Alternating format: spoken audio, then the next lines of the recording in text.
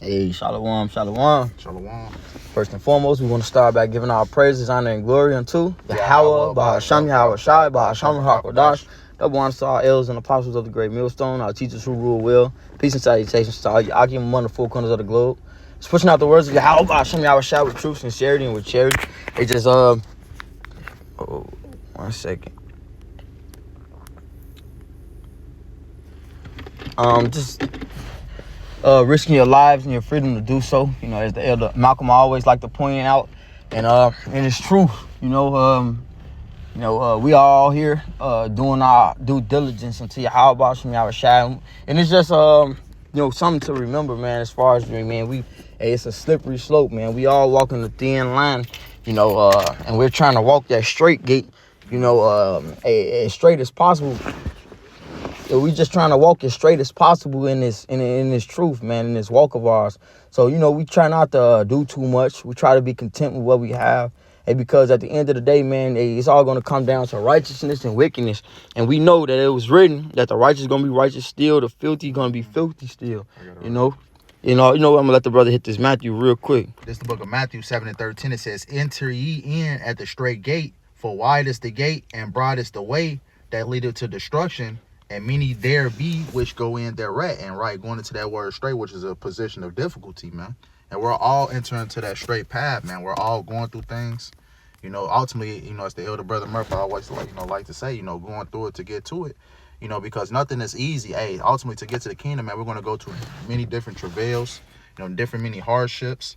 It says, and broad is the way that leadeth to destruction, and many there be which go in thereat, right? The people of this world, man. A lot of these people are choosing a life of wickedness, to get what they want. It's ultimately going to lead to a path of destruction. It says, verse 14, it says, "Because straight is the gate and narrow is the way which leadeth unto life, and few there be that find it." And they are exactly right with this, Acts 14:22. If I could just grab it real quick. Through much tribulation shall we enter into the kingdom.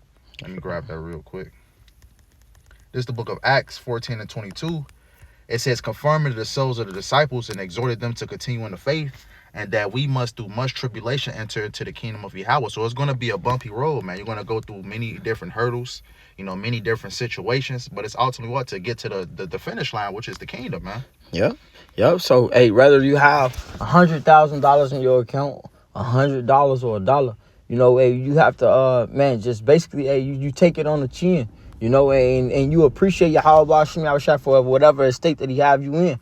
See, matter of fact, there's one that talk about remember the posterity. Let me see if I can find it real quick. Salakia, I gotta try Posterity? Yeah, remember. I think it's in the Apocrypha. Salakia, I don't want to grab the scripture before In a day of prosperity. Let's see what it is. In Ecclesiastes. Yup. Yeah, let's see if that's it. Ecclesiastes 7:14 says, "In the day of prosperity be joyful, but in the day of adversity consider. Yahweh also have set the one over against the other, to the end that man shall find nothing after him." I don't think that's probably the one. Nah, I think it's let me see, Salakia. Salakia. Posterity. It might not even say posterity, but basically it's saying about like how a person remember Yahweh Shem Yahweh Shai when he broke, but not when he rich. Oh, okay, yeah, Khan. I think this might be it right here. Sirach 11:25. Yep, that's right. It says, "In the day of prosperity there is a forgetfulness of affliction, and the day of affliction there is no more remembrance of prosperity." And this is the spirit that is out within the world, because Esau Edom, he pushes these different illusions and vain philosophies upon our people and ways of living that doesn't mean anything. So here we have us to believe and trust in things that have no value or power. When the scriptures told us that wisdom and knowledge shall be the stability of thy times, here you have it where you have people that are only trying to store up physical riches instead of spiritual, man. So we're trying to store up spiritual riches, We're not trying to get caught up in this world, man. The scripture talk about that scripture says that a rich man can hardly enter the kingdom of heaven, and it talk about it's for hardly, shall a rich man enter to the kingdom of heaven, man. So, hey, we're not supposed to be seeking riches. Hey, the scriptures told us, "Seek ye first the kingdom, and all these things shall be added unto you." So, with that being said, we are I'm gonna read this Philippians real quick. This Philippians chapter 4, and I start at verse 10. It says, "But I rejoiced." Oh wait, hold on. Let me see. I'll start at verse 8. This is Philippians chapter 4, verse 8. It says, "Finally, brethren, whatsoever things are true, whatsoever things are honest, whatsoever things are just, whatsoever things are pure, whatsoever things are lovely, whatsoever things are of good report. If there be any virtue, if there be any praise, think on these things." See, that's why we don't have no reason to be thinking and hearkening upon the things that are here in our captivity, man. Everything that Esau Edom placed before our eyes is only to be a stumbling block unto us. He know who our power is. He know that he's the power of the earth, and he know that he's only destroying it, man. He know that he's a cancer to the earth, man. He know that Yahweh Shem Yahushua and his men is going to be the ruling, governing people that is going to be after him, and there's going to be no more Esau. He knows this, man. So this is why our enemies are going to continue to come with the philosophies and the ways of thinking and the commercials, trying to program our people with their mindsets, because they are the wicked. And the spirit that is upon 2/3 of our people are freaking wicked because they are learning from the fucking wicked, man. I also like it. Go get that real quick, and I'll jump back. This is the book of Sirach, better known as Ecclesiastes 10 and 10, because Esau Edom is the root of the problem, man. It says, "The physician cutteth off a long disease, and he that is today a king, tomorrow shall die." And you know anything about a disease, if you don't take care of it, it ultimately spreads, man. Like gangrene, for an example, right? You have an infection, it spreads to the entire body, man. So ultimately what? Esau Edom is that disease, and ultimately what? That physician being Yahweh Shai is going to cut off that disease, man, which is a cancer to the earth. Because just look at the state of the earth, because even the scriptures says what? It says, "You're turning the things upside down shall be esteemed as the potter's clay." Esau Edom has transformed the minds of the people into a wicked manner, man. And we get what America is today, man. Nothing but a cesspool. Yeah. And that's why you have a bunch of unsatiable, freaky, dirty motherfuckers out here, man.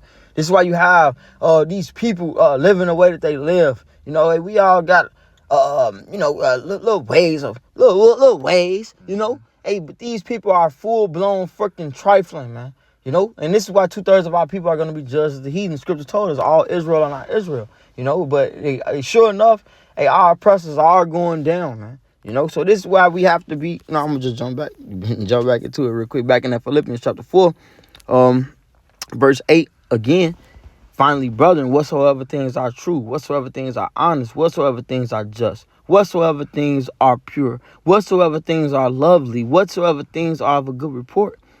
If there be any virtue, if there be any praise, think on these things." And this is why the scriptures told us meditate holy. We meditate upon the scriptures of Yahweh Shem Yahushua. We meditate the terror upon our oppressors, man. Why? Because if you don't, 9 out of 10 times your ass gonna be conformed into his ways, man.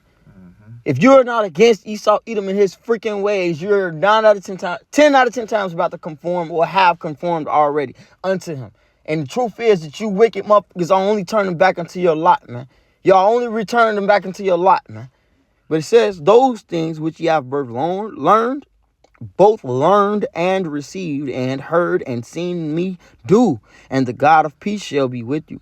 So this is why we rehearse the righteous acts here in this captivity, man. This is why we hold on to the scriptures and nothing else, because all men is a liar. All of these philosophies, all of these ways of living are going to be deaf unto those who live it if they don't seek Yahweh Shem Yahushua, man. So this is why we hold on to the name of Yahweh Shem Yahushua. We're not trying to join any God, Christ, and all this other bull crap that Esau Edom pushed out into our people.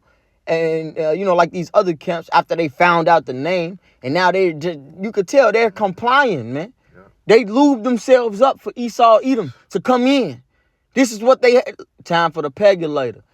This is what they want, man.